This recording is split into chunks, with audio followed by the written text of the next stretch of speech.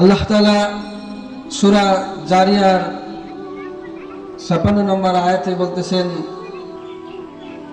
আল্লাহ তাআলা মানুষকে দুনিয়াতে কেন পাঠিয়েছে, পাঠানোর পরে আল্লাহ তাআলা আবার রাসূলের মাধ্যমে, ওহীর মাধ্যমে আমাদেরকে জানিয়ে দিয়েছে যে আমি দুনিয়াতে বান্দাকে কেন পাঠালাম। ঠিক কিনা? আল্লাহ তাআলা বান্দাদেরকে পাঠিয়েছেন, আমা খালাকতুল জিন্না ওয়াল ইনসা ইল্লা লিয়াবুদুন। ও বান্দা, শুনে নাও, আমি তোমাকে দুনিয়াতে পাঠিয়েছি দুনিয়া হাসিল করার জন্য নয়। আমি তোমাকে দুনিয়াতে পাঠিয়েছি একমাত্র আমার ইবাদত করার জন্য। আমরা মানুষ দুনিয়াতে এসেছি, আল্লাহ তাআলা আমাদেরকে সৃষ্টি করেছে, দুনিয়াতে পাঠিয়েছে এই দুনিয়া হাসিল করার জন্য নয়, আল্লাহ তাআলার ইবাদত করার জন্য আল্লাহ তাআলা আমাদেরকে সৃষ্টি করেছেন। কিন্তু আমরা মানুষ দুনিয়াতে এসে আল্লাহ তাআলাকে ভুলে গিয়ে দুনিয়ার পিছনেই আমরা পড়ে আছি। আমরা মানুষ মনে করতেছি দুনিয়ার পিছনে যত দৌড়াবো দুনিয়া আমাকে সম্মান দিবে, দুনিয়া আমাকে আনন্দ দিবে, দুনিয়া আমাকে সমস্ত সুখ শান্তির ব্যবস্থা করে দেবে। আমরা মনে করি এরকম কথা, কিন্তু আল্লাহ তাআলা দুনিয়াতে পাঠিয়েছে যে উদ্দেশ্যে ইবাদত করার জন্য, কিন্তু আমরা দুনিয়া হাসিল করার পিছনে লেগে গেছি। একটা জিনিস মনোযোগ দিয়ে সকলে শুনুন, কোশ্চেনকালেও দুনিয়ার এক কাঠা জমিও আপনি হাসিল করতে পারবেন না।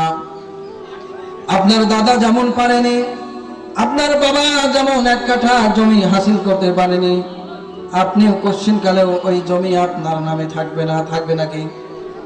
আজ পর্যন্ত দুনিয়াতে যত বড় বড় বাদশাহ, ফেরাউন, নমরুদ লক্ষ লক্ষ বিঘা জমির মালিক ছিল, এক কাঠা জমিও কিন্তু তার নামে আর নাই। আছে নাকি? কেন নেই? কারণ দুনিয়া কোনো সময় কোনোভাবেই হাসিল করা সম্ভব না। কোশ্চিনকালেও আপনি দুনিয়া হাসিল করতে পারবেন না, কারণ দুনিয়া হাসিল করার জিনিসই না। আল্লাহ তাআলা দুনিয়াতে পাঠিয়েছে একমাত্র আল্লাহ তাআলার ইবাদত করার জন্য। ঠিক কিনা?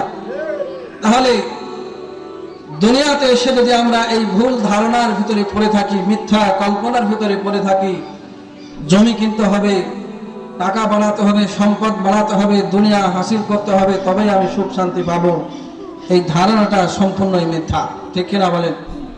আল্লাহ তাআলা আপনাকে হায়াত দিয়েছে, আলহামদুলিল্লাহি রাব্বিল আলামিন। সূরা ফাতিহায় আমরা বলি কি বলি না?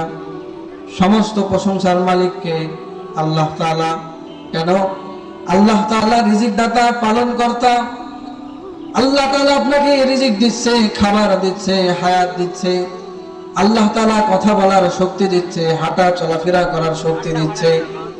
আর আপনি মনে করছেন আমি দুনিয়া হাসিল করে দুনিয়ার কাছ থেকে সুখ শান্তি হাসিল করব, কোশ্চিন কালেও আপনি সুখ শান্তি পাবেন না। ঠিক কিনা বলুন? মিথ্যা ধারণার ভিতরে আমরা ডুবে আছি। প্রত্যেকটা শক্তির, প্রত্যেকটা জিনিস যদি আল্লাহ তাআলার পক্ষ থেকে আসে, যেটা আসতেছে রিজিক আল্লাহ তাআলার কাছ থেকে আসতেছে, হায়াত আল্লাহ তাআলা দিয়েছে, আপনাকে আল্লাহ তাআলা যতদিন ইচ্ছা আপনাকে দুনিয়াতে বাঁচিয়ে রাখবে, এটা আল্লাহ তাআলার ইচ্ছা। দুনিয়াতে সমস্ত কিছু আল্লাহ তাআলার ইচ্ছাই হচ্ছে। আর সুখ শান্তি আপনি কি নিজে দুনিয়া হাসিল করতে পারবেন? লক্ষ লক্ষ টাকা আছে, জমি আছে, গাড়ি আছে, বাড়ি আছে, কিন্তু সুখ নাই। বিদেশ গিয়ে 5 বছর 10 বছর টাকা কামাই করে বাড়িতে এসেছে, বাড়িতে আসার পরে সংসারে অশান্তি লাগে কি লাগে না? লক্ষ লক্ষ টাকা আছে কিন্তু সংসারে শান্তি নাই।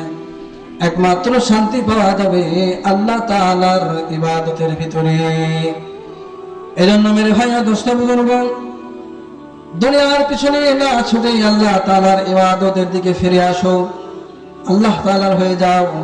আল্লাহ তাআলা তোমাকে দুনিয়াতেও কল্যাণ দিয়ে দিবে, মৃত্যুর পরেও কল্যাণ দিয়ে দিবে। বলেন সুবহানাল্লাহ। এজন্য আমরা নামাজ শেষে দোয়া করি, রব্বানা আতিনা ফিদ দুনিয়া হাসানাতাও ওয়া ফিল আখিরাতি হাসানাহ ওয়া কিনা আযাবান নার। আয় আল্লাহ, দুনিয়াতে কল্যাণ দাও, মৃত্যুর পরে কল্যাণ দাও। এজন্য মেরে ভাই ও দোস্ত বুজুর্গ, দুনিয়াতে যদি সুখ শান্তি পেতে চান, দুনিয়ার সম্পদ হাসিল করে আপনি কোশ্চেন কালেও সুখ শান্তি পাবেন না, শারীরিক সুখ শান্তি পাবেন না, মানসিক সুখ শান্তি আপনি পাবেন না। সাংসারিক যে অশান্তি লেগে আছে মৃত্যুর আগ পর্যন্ত শেষ হবে না যদি আপনি আল্লাহ তাআলার দিকে ফিরে না আসেন।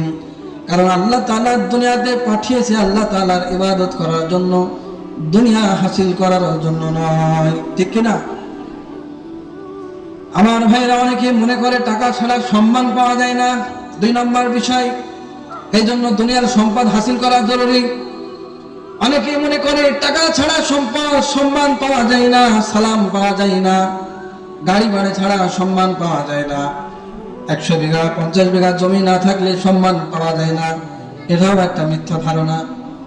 ফেরাউনের পুরা পৃথিবীর সম্মান ছিল, তার সম্মান আছে কিনা কি বলেন তো? ফেরাউনের পুরা পৃথিবীর সম্পদ আল্লাহ তাআলা দিতে চাইছিল, তার সম্মান আছে নাকি? নাই। সম্মান দেনেওয়ালার মালিক আল্লাহ তাআলা, তুইজ্জু মান তাশা ওয়া তুযিল্লু মান তাশা। ইজ্জত আর জিল্লতের মালিক আমি আল্লাহ। তুমি নিজে মেহনত করে কষ্ট করে সম্মান কামাই করবে মনে করতেছো, কোশ্চেন কালেও পাবে না। বাংলাদেশে কিছুদিন আগে অনেক বড় বড় এমপি মন্ত্রীরা হাজার হাজার কোটি টাকার মালিক ছিল কি ছিল না? আজকে তাদের সম্মান কোথায় বলেন তো? এই একটা উদাহরণ দিলাম। এজন্য আল্লাহমুখী হতে হবে। আপনি যদি আল্লাহর দিকে না আসেন, আল্লাহ তাআলা আপনাকে প্রকৃত সম্মান দুনিয়াতেও দিবে না, মৃত্যুর পরেও আপনি সম্মান পাবেন না। অনেকে আমরা মনে করি এই টাকা পয়সা সম্পদ ছাড়া সম্মান পাওয়া যায় না। একজন যুবক মানুষ, যুবকরা মনোযোগ দিয়ে শুনুন, পুরা জিন্দেগি আপনি গাঁজা মদ খেয়ে সিগারেট খেয়ে পুরা জীবনটা আপনি খারাপ বানিয়ে ফেললেন। বৃদ্ধ বয়সে যখন বয়স হয় মানুষ সেই সময় সম্মানের তালাশ করে কি করে না? ওই সময় যদি আপনার কোটি কোটি টাকাও থাকে, একজন মানুষও আপনাকে সম্মান করবে না। কারণ কি? পুরা যৌবন বয়স আপনি খারাপ রাস্তায় ব্যয় করেছেন। সম্মান হাসিল করতে হলে যৌবন বয়স থেকে আপনাকে একজন ভালো মানুষ হওয়া লাগবে, ভালো রাস্তায় ইবাদত বন্দেগী করা লাগবে, রাসূলের সুন্নত মানা লাগবে। যেমন এই মাদ্রাসায় দ্বীনী ইলম শিক্ষা দেওয়া হচ্ছে, এই জায়গায় ছোট থেকে আখলাক চরিত্র শিক্ষা দেওয়া হচ্ছে। এদের সম্মান এখন থেকে মৃত্যু পর্যন্ত আল্লাহ তাআলা দিয়ে দিয়েছে, বলেন সুবহানাল্লাহ। তাহলে প্রকৃত সম্মান আপনি যদি পেতে চান, আপনি গরিব মানুষ হন, আপনার টাকা নাই পয়সা নাই কিচ্ছু নাই, আপনি রাসূলের সুন্নত, একটা সুন্নত সকল মানুষকে আপনি সালাম দেন। 2 নম্বর, আপনি নামাজ পড়েন, রোজা করেন, ভালোভাবে জীবনযাপন, যেভাবে ইসলামের আইন কারণ আছে আপনি চলেন। আপনার জমি লাগবে না, টাকা লাগবে না, পয়সা লাগবে না।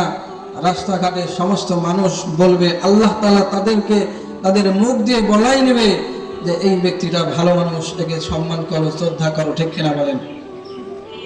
এজন্য মেরে ভাইকে দোস্ত বুজুর্গ, দুনিয়ার পিছনে আমরা ছুটব না।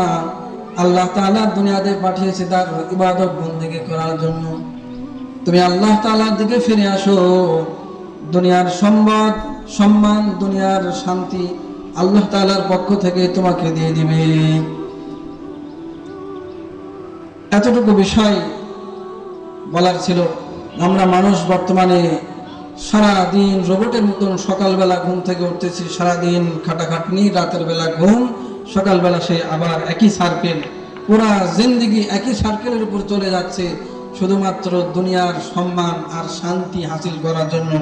কিন্তু আমরা জানি না যে টাকার ভিতরে, সম্পদের ভিতরে সম্মানও নাই, শান্তিও নাই, ঠিক কিনা বলুন?